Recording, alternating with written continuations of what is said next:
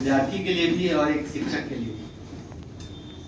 As a student ही मैं आया हूँ यहाँ पर, एक शिक्षक नहीं, इसलिए वैसा मत समझिएगा कि आपसे बड़ा हूँ, नहीं बड़ा हूँ आपसे। मैं आपका दोस्त हूँ, आपका साथी हूँ, आपसे बात करने आया हूँ। सबसे पहली बात, अभी आप समझेंगे मेरी बात, तभी आप कनेक्ट हो पाएंगे आपसे, और ये जरूरी है कनेक्शन होना।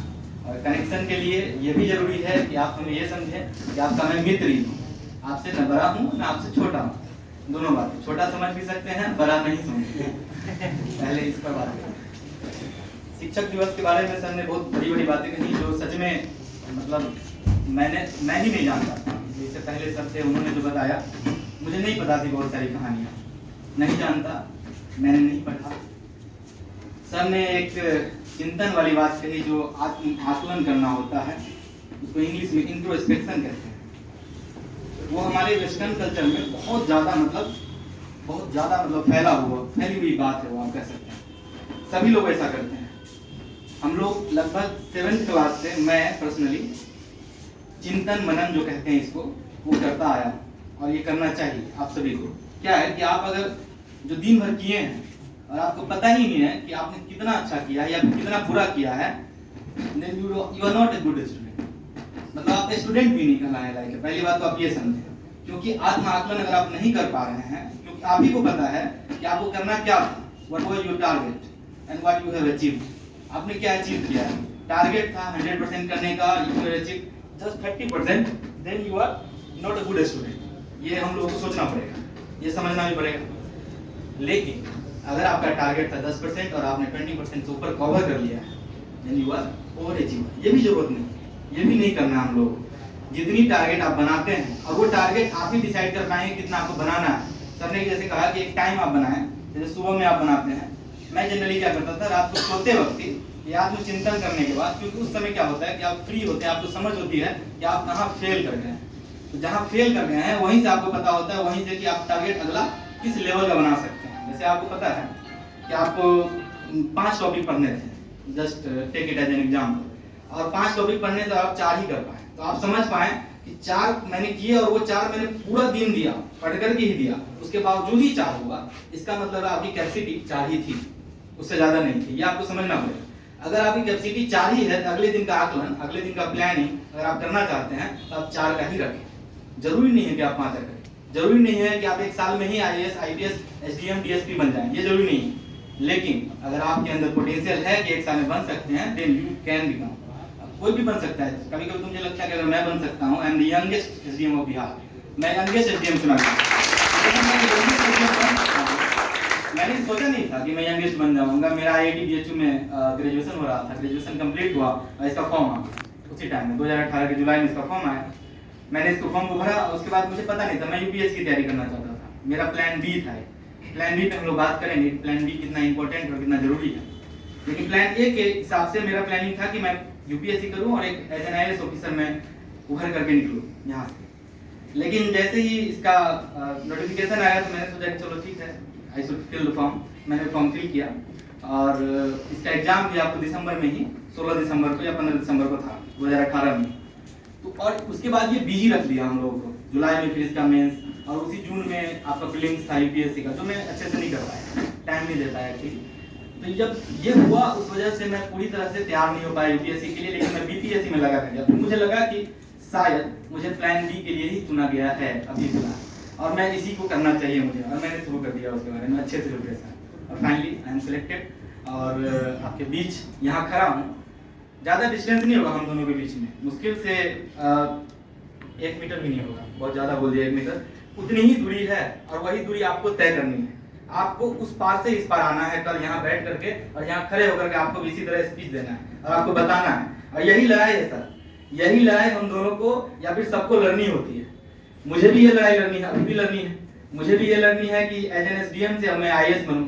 मुझे भी ये लड़ाई लड़नी है कि मैं IAS से अगर सेक्रेटरी बनूं। बहुत सारी बातें हैं, आप कुछ भी बनना चाहते हैं, आपको सेवा करनी है। सेवा करने के लिए आप अलग अलग तरीके से करना चाहते हैं। मेरे अंदर ये भावना थी कि मैं देश सेवा करूं, राज्य सेवा करूं, और वो तरीका मैंने चुना, ये तरीका यही था। आप इसी तरीके से बेहतर लेवल पे एक डिस्ट्रिक्ट के, मतलब आप अगर आईएएस ऑफिसर बनते हैं, एक डिस्ट्रिक्ट को पूरी तरह से आप अपने प्लानिंग, जो भी आपका इम्प्लीमेंटेशन होगा, प्लानिंग होगा, जो भी गवर्नमेंट की स्कीम्स होती है उनको इम्प्लीमेंट कराना हमारा काम होता है। एज ए ब्यूरोक्रेट हम लोग यही काम करना है। जब ये काम करना है तो I know how to do that, और हम जानते हैं कि कहाँ फेल हो रहा है सिस्टम, हमें पता है कि कहाँ प्रॉब्लम है। जैसे मुझे पता है कि अगर बाढ़ बिहार में आ रही है तो I know what is the problem, drainage system नहीं अच्छा है हमारे बिहार में। जबकि हम मतलब समझिए कि दुनिया की वन ऑफ द ओल्डेस्ट सभ्यता में से आते हैं हम लोग, उसके बावजूद हमारे पास ड्रेनेज सिस्टम उस लेवल का नहीं। जब जो मोहनजोदाड़ो में आप लोगों ने पढ़ा होगा, मोहनजोदाड़ो में ड्रेनेज सिस्टम बहुत बढ़िया हुआ करता था उस टाइम में, तब भी हमारे यहाँ ड्रेनेज सिस्टम अच्छा नहीं है। लेकिन वहीं आप कहीं और जाओ, अब देख लो मुंबई में उतनी अच्छी ड्रेनेज सिस्टम नहीं है। अगर 2-3 बारिश हो जाए तो वहाँ आपको जलमग्न दिखेगा।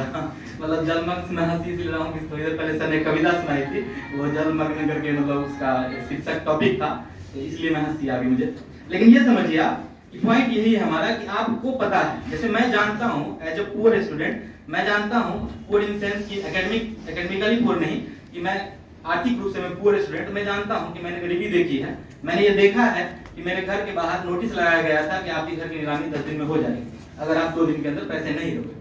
मैं वहाँ उस दिन रो रहा था, मैं परेशान था वो ब्रांच मैनेजर के सामने कि आप 10 दिन और रोक लो, मैं किसी तरह अरेंज करके आपको दे दूंगा, लेकिन उन्होंने टाइम नहीं दिया। मैं उस दिन रो रहा था और मुझे याद है कि जब मैं सफल हो गया, वही ब्रांच मैनेजर मुझे कॉल करके धन्यवाद कर रहे थे और मुझे शुक्रिया कर रहे थे। ये दिन भी आपको देखना पड़ सकता है, विच आई नो, मुझे पता है कि गरीबी कहाँ प्रॉब्लम क्रिएट करती है। जब मैं जानता हूँ, इसलिए मैंने टॉप 10 बैच की शुरुआत की, इसलिए मैं टॉप 10 बैच की बात करता हूँ, इसलिए मैंने यूट्यूब चैनल बनाया, ये किया वो इतनी बड़ी चीज को कर रहा हूँ। मैंने सोचा है कि अगर मैं एसडीएम बना हूँ, अगर मैं 10 एसडीएम खड़ा नहीं कर सकता, देन मुझे एसडीएम बनने का कोई हक नहीं है। मैं अच्छे से एसडीएम बन सकता हूँ। आप इतना पढ़ते हैं, आप इतना कुछ करते हैं और आपको ये पता चल गया, जैसे कि मुझे पता है कि मैं एज एन आईआईटीएन में आईआईटी जब कर रहा था, मुझे लगा कि बहुत टफ है। और ऐसा होता है कि जब तक आप उससे जो क्लियर नहीं कर लेते हैं तब तक आपको टफ लगता रहेगा, लेकिन जैसे वो क्लियर हो जाता है तो आपको लगता है कि oh that was so easy, ऐसा आपको फील होगा। जब आपको ये फील आ जाए तब समझिए कि आपको जब फीलिंग आई है तो आपको करना चाहिए दूसरों को। वो मैंने किया भी, और मैंने किया लगभग मैंने 12-13 आईआईटीएन अपने से अच्छे आईआईटी में लोगों को मैंने भेजा है, मैंने पढ़ा करके उन्हें, मैंने फिजिक्स पढ़ाई है, मैंने उन्हें केमिस्ट्री पढ़ाई है, मेरा फिजिक्स थोड़ा स्ट्रांग है इसलिए मैंने फिजिक्स पढ़ाई है, सब किया उसके लिए और वो बने भी। तब मैंने सोचा जैसे एसडीएम बना तो मुझे लगा कि अब मैं एसडीएम भी बना सकता हूँ, और उसके लिए मैंने टॉप 10 बैच की शुरुआत की। बात ये है, पॉइंट ये है हम लोगों का कि अगर आप पढ़ते हैं तो आप मन से पढ़ें, दिल से पढ़ें, और वो दिल से तभी आती है जब आप उस चीज़ की रिस्पॉन्सिबिलिटी ले लेते हैं। अगर आप रिस्पॉन्सिबल नहीं हैं, जैसे कि मैंने मान लीजिए एक मिनट के लिए कि आपको आईएएस बनना था या फिर आप कुछ भी बनना हो, लेकिन आप सोच रहे हैं कि बस ठीक आईएएस बनना है, it is just in a dream. अगर आपके ड्रीम में ही है, सपने में ही आपने चल रहा है कि आप आईएएस है, ये लाल बत्ती की गाड़ी चल रही है, 10 लोग पीछे खड़े हैं, 12 लोग आगे खड़े हैं, ये सब जो फीलिंग आ रही है, इस फीलिंग में आप रह जाइएगा। ये फीलिंग आती थी मुझे भी, जब फीलिंग आती थी मैं उठ करके बैठ जाता और पढ़ने लगता था। जब ऐसी फीलिंग आती थी, सपने में सोचता था और जैसे ही नींद खुलती थी तो मुझे लगता था कि डरावना सपना मैंने देख लिया, अभी पूरा भी नहीं हुआ है और मुझे ये फीलिंग आ रही है कि मेरे पीछे 10 गाड़ियां हैं।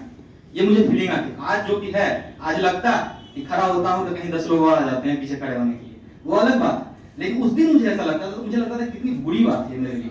आप सोचो कि आप इतना पढ़ना चाहते हो, आपको करना है, लेकिन आप ख्वाब में जी रहे हो, आपने मेहनत नहीं की, आपको पढ़ना था 10 घंटे, आपने टारगेट डिसाइड किया है और उसके बाद आप पढ़ नहीं रहे हो। मैं तो वही कहता हूँ कि टाइम बेस्ड स्टडी आप करो ही नहीं, आप टारगेट बेस्ड स्टडी करो।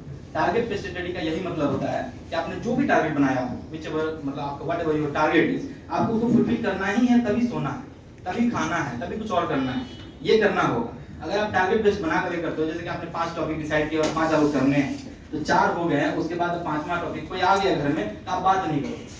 ये एक तरीका होता है। मैं घर पे रहता था, मैं घर पे रहकर कुपी में मैंने पढ़ाई की, सीतामढ़ी कुपी, वहाँ मैंने पढ़ाई की। आते थे रिश्तेदार, आते हैं, मिलते हैं, मैं घर ब्लॉक कर लेता था अपने रूम को, मैं मिलता ही नहीं था किसी से। मैं आपको बताऊं, जब मैं कोटा गया था आईआईटी की तैयारी के लिए, मेरे अपने भैया की शादी थी, एक दिन शादी में लगता है और ज्यादा नहीं, मैं आ सकता था, मैं नहीं आया।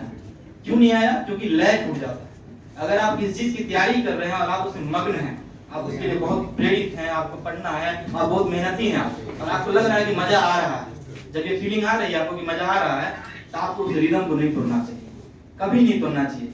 शादी एक बार मैंने छोड़ दी, चलो ठीक है, उसके लिए सही बात है कि सर वो जो इससे पहले सब थे वो कह रहे थे कि वो आपको लोग कह सकते हैं कि घमंडी है या जो भी है, लेकिन जैसे ही सिलेक्शन हुआ ना वही लोग आपको आकर कहेंगे इस लड़का को मैं देखता था, आता नहीं था किसी शादी में घर, इस लड़के को मैंने देखा है कुछ नहीं था, मैंने देखा है कुछ ये घर के फेस्टिवल में नहीं आया, ये छठ में नहीं आया, दिवाली में नहीं आया, होली में कहाँ रहता था, और देखो आज आया तो सीधे एसडीएम बन रहे।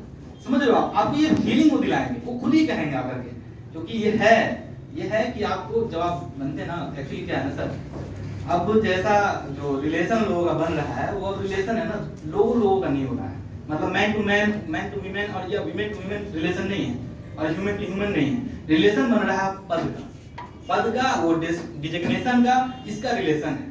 हम एसडीएम बनकर आए हैं, आप उसका आदर कर रहे हैं, आप सम्मान कर रहे हैं, आपको लग रहा है कि बढ़िया है, समझे, इसलिए आप यहाँ सुनने आए हैं।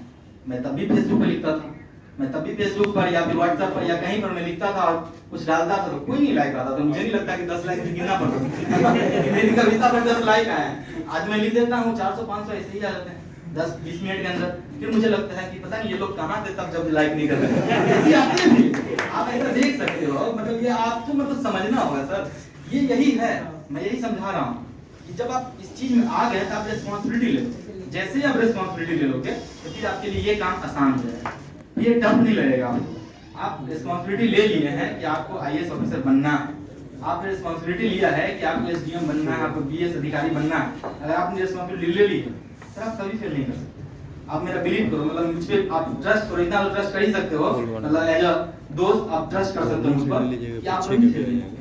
ये आसान नहीं है, मतलब आप करके देख लो ट्राई। आपने रिस्पॉन्सिबिलिटी ले ली कि मुझे सच में ये बनना ही है, जैसे मैं सोचता था मैं आईआईटी के टाइम में कि आईआईटी थोड़ा टफ लगता है, तो क्या है उसमें कि 5-7 चैप्टर को मिलाकर के एक क्वेश्चन पूछते हैं जनरली, यही रूल है उसका, तो ऐसे होगा तो आपको टफ हो जाएगा, अगर एक चैप्टर का छूटा तो यार कभी नहीं बना सकते क्वेश्चन। तो वहाँ मुझे लगता था कितना टफ है एग्जाम, लेकिन मैंने सोचा कि ना अब तो करना ही है इस एग्जाम, और इसको मैंने दिल पे ले लिया और मैं सोचता रहा कि अब सपना घर का हो या ना हो, किसी का पापा का सपना था कि मैं आईआईटी नहीं बनूं, वो सबका अलग अलग सपना होता है, आपको कोई आईएएस बनाना चाहता है, कोई कुछ बनाना चाहता है, ऐसे तो आप बन नहीं पाओगे, उसके लिए गोविंदा की फिल्मों में काम करना पड़ेगा कि अलग अलग रोल कर रहे हैं, चाहे सलमान खान की फिल्मों में, वो नहीं हो पाएगा सर। आप नॉर्मल इंसान हैं तो आपको अगर कुछ एक चीज बनना है तो आप खुद ही डिसाइड करो, because you know your potential, आपको बेहतर पता है कि आप क्या कर सकते हो। आपको अगर ये नहीं पता कि आप आईएएस नहीं बन सकते और आपको ये नहीं पता कि आप आईएएस बन सकते हो, फिर तो सर आप कुछ भी नहीं कर पाओगे, मतलब आप सोच के देखो कि आप कर ही नहीं पाओगे। जैसे आपको पता था कि आप सेमिनार में आ सकते हो, क्यों आए हो सेमिनार में? आप सेमिनार में इसलिए आए हो ना कि आपको पता चल जाए यहाँ पर भी कि इनकी क्या विशेषता है, स्पेशल क्या है इनमें जो हमारे में नहीं था।